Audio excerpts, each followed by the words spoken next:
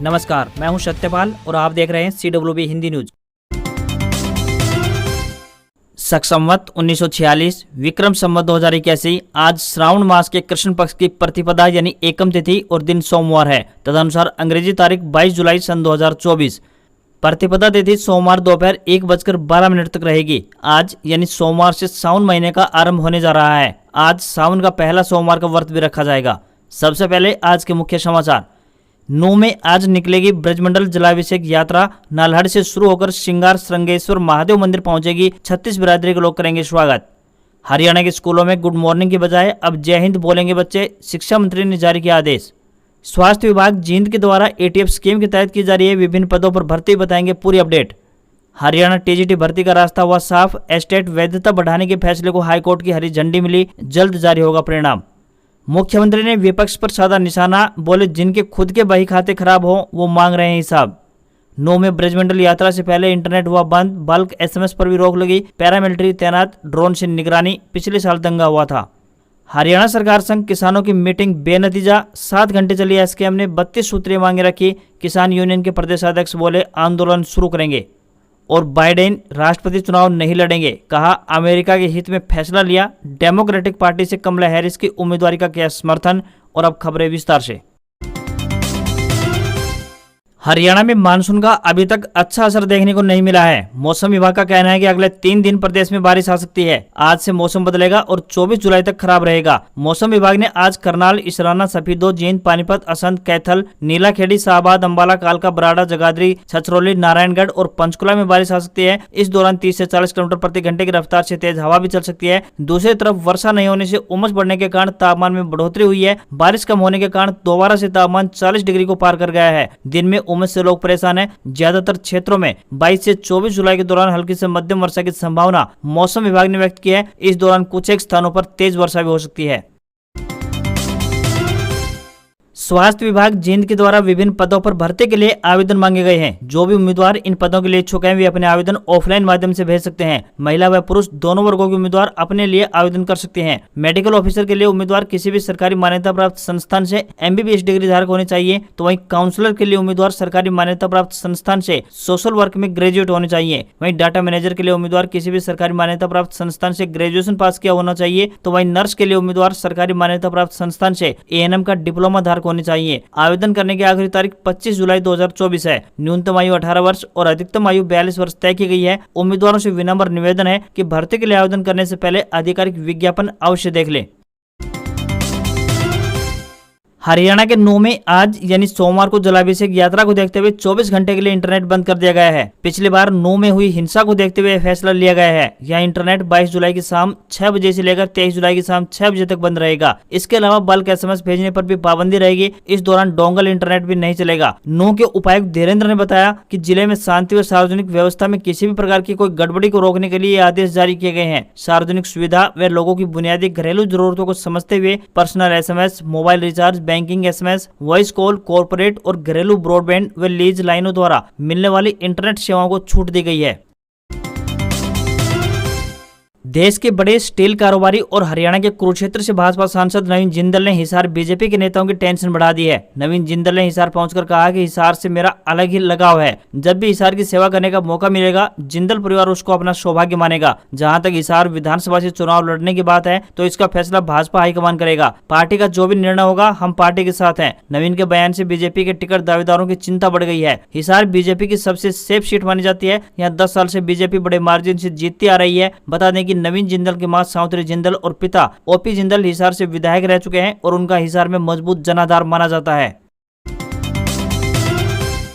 हरियाणा के प्राइवेट स्कूलों की मनमानी पर शिक्षा मंत्री सीमा त्रिखा का कहना है कि कोई जबरदस्ती थोड़ी न है, उसी स्कूल में पढ़ना है, स्कूल बदल लो। सीमा त्रिखा शनिवार देर शाम करनाल के घरोंडा में पहुंची थी। पत्रकारों के सवाल पर शिक्षा मंत्री ने यहां तक कह दिया कि जितना गुड़ हम खाएंगे उसकी कीमत भी तो अदा करनी पड़ेगी। इस बयान के बाद हरियाणा के CM नायब सिंह सैनी ने शिक्षा मंत्री का बचाव किया। कहा कि ऐसा कुछ भी नहीं है। छात्रों के माँ बाप का भी अपना रुझान होता है कि वे कहाँ पढ़ाना चाहते हैं। हमारे सरकारी स्कूलों में अच्छे और उच्च शिक्षित टीचर हैं। रही बात प्राइवेट स्कूलों की तो यह निर्णय अभिभावकों का है।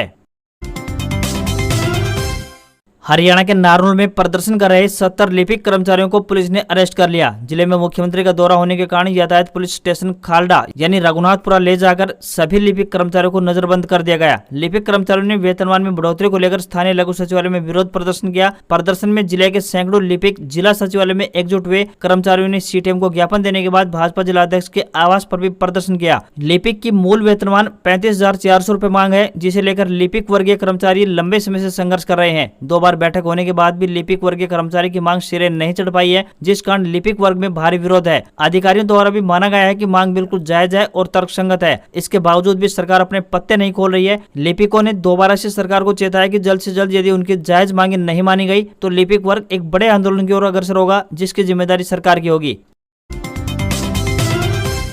हरियाणा के जींद में भाजपा विधायक डॉक्टर कृष्ण मिड्डा ने कांग्रेस सांसद दीपेंद्र हुड्डा को खुले मन से डिबेट करने की चुनौती दी है। दीपेंद्र ने शनिवार शाम को जींद में हरियाणा मांगे हिसाब पद यात्रा निकाली थी। भाजपा विधायक ने रविवार को उनकी यात्रा पर पलटवार किया। भाजपा विधायक ने कहा कि अगर कांग्रेस हिसाब मांग रही है तो वो हिसाब देने को तैयार है, लेकिन कांग्रेस को भी उनकी सरकार में हुए कुछ कांडों का जवाब देना होगा। विधायक डॉक्टर कृष्ण मिड्डा ने कहा कि स्वास्थ्य सेवाओं की बात हो तो जींद में मेडिकल कॉलेज बन रहा है। नहरी पानी के लिए 165 करोड़ का भाखड़ा से पानी लाने का प्रोजेक्ट चल रहा है। 8 से ज्यादा नेशनल हाईवे जींद से होकर गुजर रहे हैं। शहर में सड़कें पक्की हैं। रेलवे स्टेशन का नवीनीकरण किया जा रहा है। नया बस अड्डा भी चल रहा है। हाइड्रोजन प्लांट लग रहा है। विधानसभा क्षेत्र की 90% सड़कें पक्की हैं। बिना किसी भेदभाव के विकास कार्यों का बजट आ रहा है। भाजपा विधायक ने कहा कि वे कांग्रेस से पूछना चाहते हैं कि 10 साल पहले जींद के बाईपास पर धूल क्यों उड़ती रही। कांग्रेस शासनकाल में जींद का प्रस्तावित औद्योगिक क्षेत्र काल का क्यों शिफ्ट किया गया। शहर को नहरी जल आधारित पेयजल सप्लाई क्यों नहीं उपलब्ध करवाई गई। अस्पतालों में चिकित्सकों की कमी को क्यों नहीं पूरा किया गया। उन्होंने कहा कि कांग्रेस ने 10 साल में कितने मेडिकल कॉलेज बनवाए। मिर्चपुर कांड पर कांग्रेस सरकार आज तक चुप है। पीडब्ल्यूडी सर्कल ऑफिस जींद से कैथल शिफ्ट करवा दिया गया। कांग्रेस के पास इन सवालों का कोई जवाब नहीं है। विकास कार्यों में वे दीपेंद्र हुड्डा के साथ डिबेट को तैयार हैं। हरियाणा के सीएम नायब सैनिक धर्मनगरी कुरुक्षेत्र पहुंचे, जहां उन्होंने राहगिरी कार्यक्रम में बतौर मुख्य अतिथि शिरकत की। एक पेड़ मां के नाम थीम के साथ आयोजित इस कार्यक्रम में हजारों लोगों ने शिरकत की और मुख्यमंत्री के साथ साथ पौधारोपण किया। मुख्यमंत्री ने ऐलान किया कि हर रविवार को राहगिरी कार्यक्रम का आयोजन किया जाएगा। इससे न केवल सकारात्मक ऊर्जा उत्पन्न होती है, बल्कि आपसी भाईचारा भी बढ़ता है। पूरे हरियाणा में अब इस अभियान को जोरों शोरों से चलाया जाएगा। मुख्यमंत्री ने घोषणा करते हुए कहा कि राज्य में पौधे लगाने का प्रति पौधा 20 रुपए के हिसाब से प्रोत्साहन राशि दी जाएगी। इससे सूबे की हरियाली को बढ़ावा मिलेगा, साथ ही प्रदूषण को कम करने में सहायता भी मिलेगी। उन्होंने कहा कि हर व्यक्ति को चाहिए कि वह बच्चों के जन्मदिन से लेकर परिवार के हर आयोजन पर पौधारोपण अवश्य करें। इन पौधों की देखरेख भी करें और वन मित्रों को भी अवगत कराएं, ताकि और अच्छे तरीके से पौधों की देखभाल हो सके। हरियाणा के सरकारी स्कूलों में एक नई पहल की शुरुआत की जाएगी। बीते दिन सूबे की शिक्षा मंत्री सीमा त्रेखा करनाल पहुंची थी, जहां उन्होंने जिला स्तरीय विद्यालय प्रबंधन समिति के प्रशिक्षण कार्यक्रम में बतौर मुख्य अतिथि शिरकत की, जहां उन्होंने सभी स्कूल प्रबंधकों और मुखिया से जय हिंद अभिवादन शुरू करने की अपील की। प्रदेश के सरकारी स्कूलों में प्रार्थना सभा के दौरान बच्चे अब अभिवादन में गुड मॉर्निंग मैडम जी या सर जी की जगह पर जय हिंद बोलेंगे। करनाल में आयोजित कार्यक्रम के दौरान शिक्षा मंत्री सीमा त्रेखा ने स्कूलों में प्रार्थना सभा के दौरान होने वाले इस पहले अभिवादन को बदलने के निर्देश जारी किए। शिक्षा मंत्री ने कहा कि अभिवादन बदलने के पीछे बच्चों में देश प्रेम व देशभक्ति की अलग जगाना है। हरियाणा में लंबे समय से अटकी टीजीटी भर्ती का परिणाम घोषित होने का रास्ता साफ हो चुका है। पंजाब एवं हरियाणा हाईकोर्ट ने एचटेट वैधता बढ़ाने के फैसले को सही बताया है। हरियाणा कर्मचारी चयन आयोग यानी HSSC ने एचटेट वैधता बढ़ाने का फैसला बढ़ाने के लिए दलील पेश की थी। चूंकि 2015 के बाद टीजीटी पदों पर भर्ती नहीं हुई थी, इसलिए 2015 के एचटेट प्रमाण पत्र धारकों को 2023 के पदों के विज्ञापन में आवेदन करने के लिए योग्य बताया था। हाईकोर्ट ने इस दलील को स्वीकार कर लिया है। अन्य उम्मीदवारों ने आयोग के इस निर्णय को हाईकोर्ट में चुनौती दी थी, जिसे हाईकोर्ट ने खारिज कर दिया। आयोग की तरफ से अभी तक रिजल्ट घोषित नहीं किया गया है। यह फैसला आने के बाद आयोग जल्द रिजल्ट घोषित कर सकता है।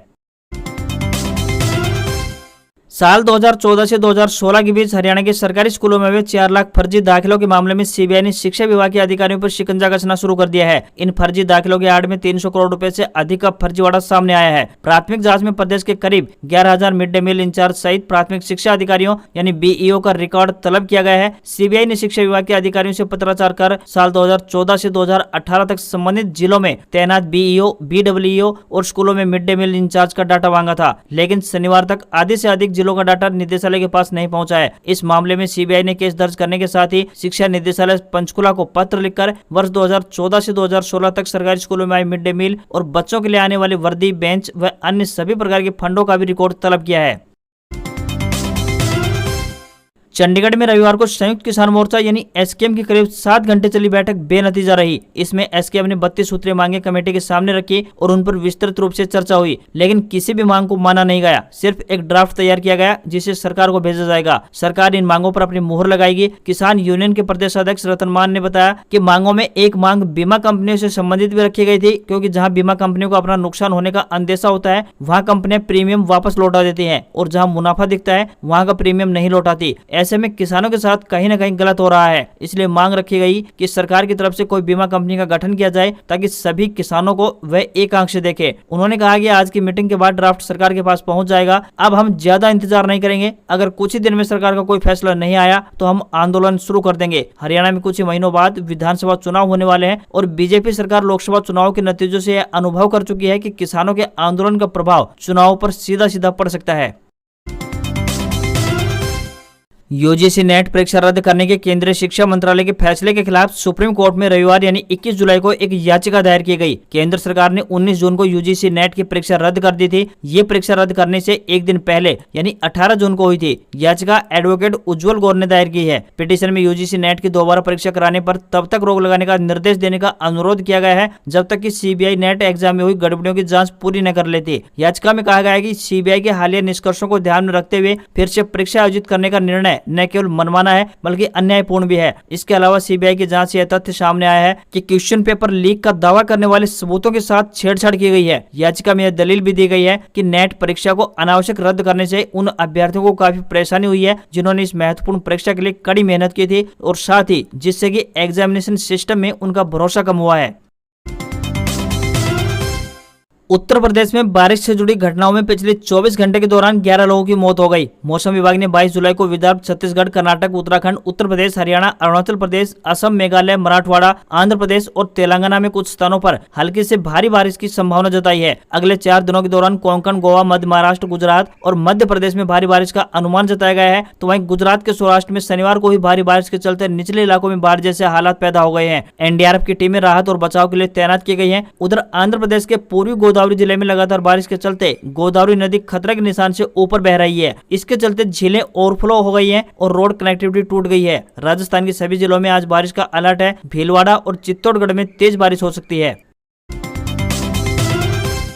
रियलमी इस 30 जुलाई को बजट सेगमेंट में नया स्मार्टफोन सीरीज यानी Realme 13 pro series 5G launch करने जा रही है। रियलमी 13 प्रो सीरीज में company 2 smartphone Realme 13 pro 5G और प्रो प्लस 5G लॉन्च कर सकती है। कंपनी की ओर से जारी टीजर के मुताबिक अपकमिंग स्मार्टफोन सीरीज में 50 मेगापिक्सल सोनी LYT 701 और 50 megapixel Soni periscope telephoto camera lens मिलेगा। स्मार्टफोन की शुरुआती कीमत 25,000 रुपए हो सकती है। परफॉर्मेंस के लिहाज से 13 प्रो सीरीज के दोनों स्मार्टफोन में स्नैपड्रैगन 7S Gen 2 चिपसेट मिल सकता है जो कि एंड्रॉइड के 14 ऑपरेटिंग सिस्टम पर काम करेगा। Realme 13 Pro 5G सीरीज के दोनों स्मार्टफोन में कंपनी पावर बैकअप के लिए 33 वाट चार्जिंग सपोर्ट के साथ 5000 mAh की बड़ी बैटरी दे सकती है। आज खबरों में बस इतना ही। देखते रहिए आपका अपना हरियाणा का सबसे बेहतरीन news channel CWB Hindi news. नमस्कार। इसी आशा के साथ आपका दिन शुभ रहे।